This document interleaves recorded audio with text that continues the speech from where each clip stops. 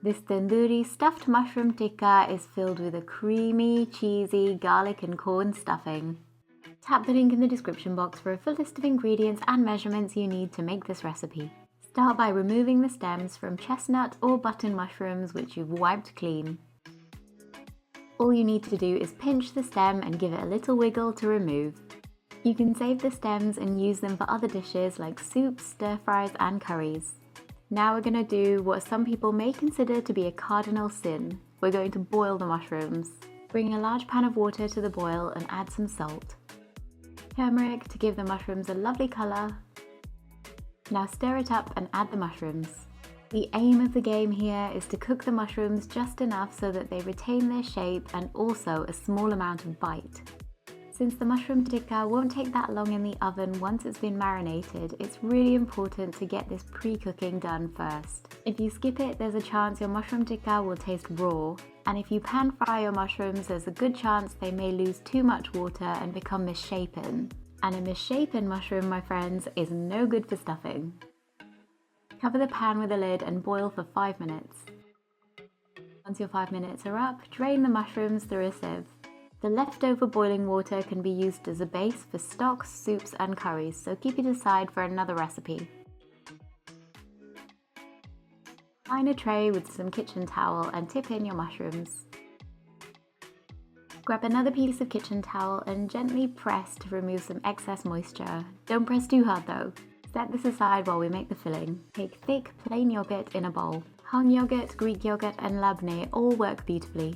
First up is some low moisture mozzarella which I've grated on the fine side of a cheese grater until it's thick and pasty. After this, I'm adding in some cooked and very finely chopped sweet corn. The majority of the flavour is going to come from the tandoori marinade we put on the outside. I'm going to keep the spices in the filling quite simple. First up is some finely chopped green chilli, ground kasuri methi which is dried fenugreek leaves, kala namak which you might know as black salt. Pop all of these into the filling and give it a good mix.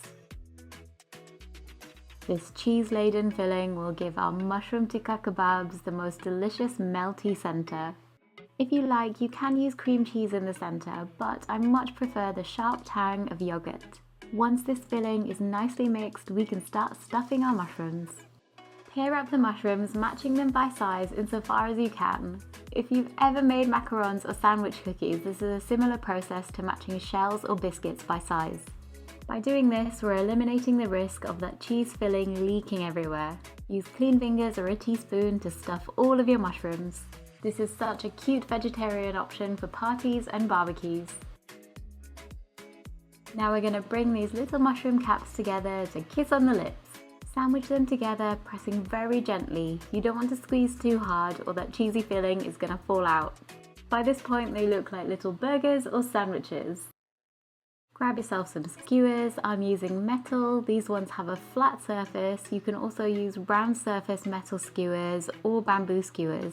If you're using bamboo skewers, be sure to soak them in cold water for at least 2 hours prior to using. Grab your teeny tiny stuffed mushrooms that just so happen to look like burgers and thread them on to your skewers. I like to do 4 per skewer, but you can add as many as you like. Perfect. And let's repeat that for the rest of them.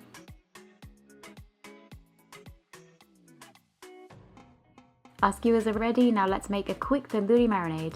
Place thick yogurt into a bowl and add some roasted gram flour. I just dry roasted this gram flour in a frying pan until it became golden and nutty. Some Kashmiri chili powder for gentle heat and a gorgeous colour. Ground cumin, ground turmeric, garam masala. I have a recipe on my channel if you'd like to make your own homemade garam masala. Kasuri methi, this is the same dried fenugreek we used in the filling.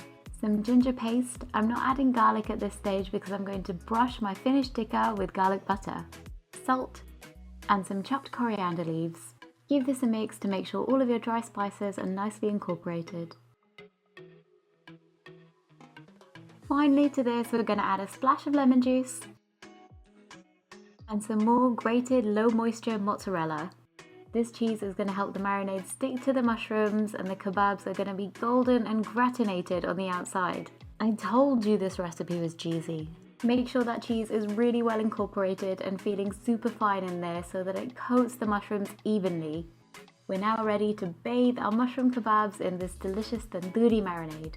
Use clean fingers, use a brush, use whatever you like as long as you get as much marinade on there as possible. I like to rest the skewers over the baking tray using the exposed part at the top of the skewer to sit on the edge of the tray.